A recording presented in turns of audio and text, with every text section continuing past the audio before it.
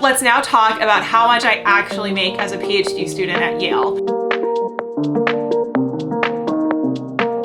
Hello everyone and welcome back to my channel. If you're new here, my name is Kaelyn. I'm a PhD student in History and African American Studies at Yale University, and I make academic lifestyle content all about my life as a graduate student, as well as informational content about how you too can access higher education, resources for performing research, as well as funding and all these other things. And today we're going to be talking about something that is highly requested, and I have gotten a lot of messages about it over the last couple months. Before starting my PhD, I actually made a video all about the student loan debt I incurred while getting my master's at the University of Oxford, as well as talking a little bit about the debt that I have incurred from undergrad. So in total, I have a student loan debt amount of around $73,000. And in that video, I mentioned that I would eventually make a video about my budget as a PhD student, how much money I make, how much money I spend on rent and everything. And now that I have been in my program for a couple months and I have a pretty good sense of what my budget is during coursework, I wanted to make a video all about my grad student budget, how much I make, as well as the expenses that I incur living in New Haven since I am a Yale PhD student. PhD stipends vary depending on your school, program, etc. So we're going to talk a little bit about that. And so first we're going to talk specifically about expenses. So one thing I get asked a lot is how much I pay for rent in my apartment, and I will be doing an apartment tour soon, but for my 1-bedroom apartment in downtown New Haven, which is kind of a central spot for apartment buildings, I pay $1,320 a month, and that includes the pet rent expenses that I have to pay to have my dog with me. So if I didn't have a dog, it would be around $1,295. There was also a different apartment option within the same building, which was all carpet, and that would have been $1,245, but I ultimately wanted something with hardwood. I wanted to stay in a nicer apartment, mostly because I have to be in there 24/7. We are still in a global pandemic and I haven't had classes in person, so all of my time is spent in my apartment, and so I wanted it to be somewhere that I really wanted to be. So for me, it was worth it to stay in my own apartment and pay more in rent than to live with roommates or to live on campus, simply because of the amenities and the amount of space and the privacy that I have. So while I pay around $1,300, there are plenty of options around New Haven if you're willing to have roommates or if you want to live on campus, which range from around $650 to around $1,100. So there are plenty of options in New Haven. There's more expensive options as well, but that was what fit within my student budget, and I'm very happy with it. Next, let's talk utilities. For utilities, I spend around $75 to $100. It really hasn't gone more than that. I have blasted the AC as well as the heater when needed, and the amount has stayed relatively the same, and I pay all utilities for my apartment. The Wi-Fi that I use came from Xfinity, and it costs $54.88 per month, but I actually use this as a business expense with Accepted Consulting and the Red Hat Academic. I need strong high power Wi-Fi in order to do my work, not only as a graduate student but also as a business owner. So that's just something to keep in mind, is that if you're living alone, you're gonna have to pay all of the utilities and all of the Wi-Fi expenses as well as the rent. So just to keep in mind that my expenses are a little higher than say some other PhD students, but that was what I needed in order to feel very comfortable moving to the East Coast and living on my own. Otherwise I could have just stayed in California, reduced my amount of rent and expenses, but I really wanted my own space where I could focus on being a graduate student, developing my best work, as well as developing my business. Let's talk about groceries. So typically I spend around $175 on groceries every visit, and that is because I don't really eat out. I pretty much make all of my own food, and I buy everything at Trader Joe's. Occasionally I'll buy something at a different grocery store if Trader Joe's doesn't have everything that I need, but typically I just shop at Trader Joe's,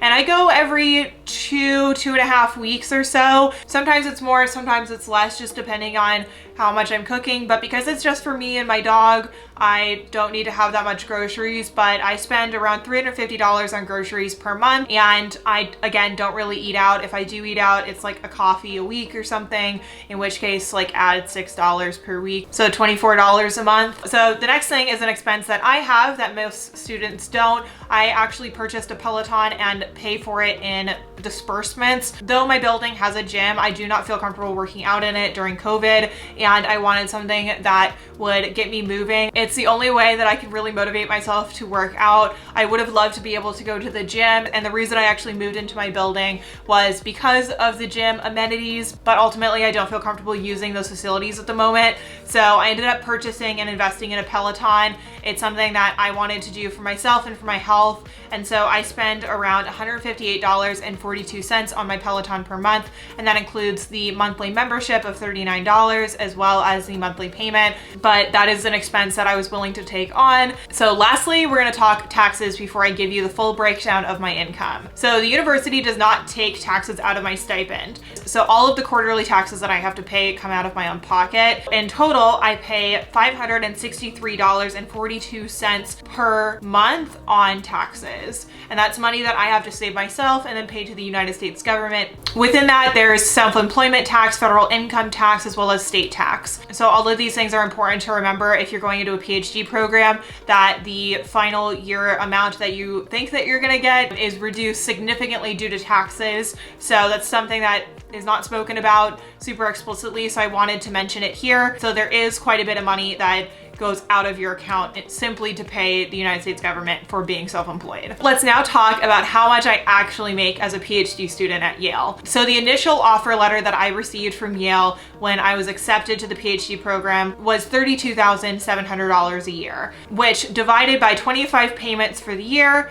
equals $1,308. And the reason it's 25 payments for the year, because they paid us at the end of August before classes began September 1st. And then the second payment came on September 15th. So you take $32,700, break that down by 25, and then you're left with $1,308, which is dispersed on the 15th and the last day of each month. So in total, I make $2,616 per month as a PhD student. If we then eliminate tax, rent, my Peloton, utilities, Wi-Fi, and groceries, leaves me with $69.28 per month. So given all of these expenses, there is not much room for me to be able to save money to pay off my student debt, which is why I have a side job, which is why I have side hustles. So I have my consulting business, I have my YouTube channel, which generates a minimal amount of income, but it has been super helpful as I start to pay off my student loan debt. I don't have a lot of other overhead. I don't spend any money that doesn't go back into my business. So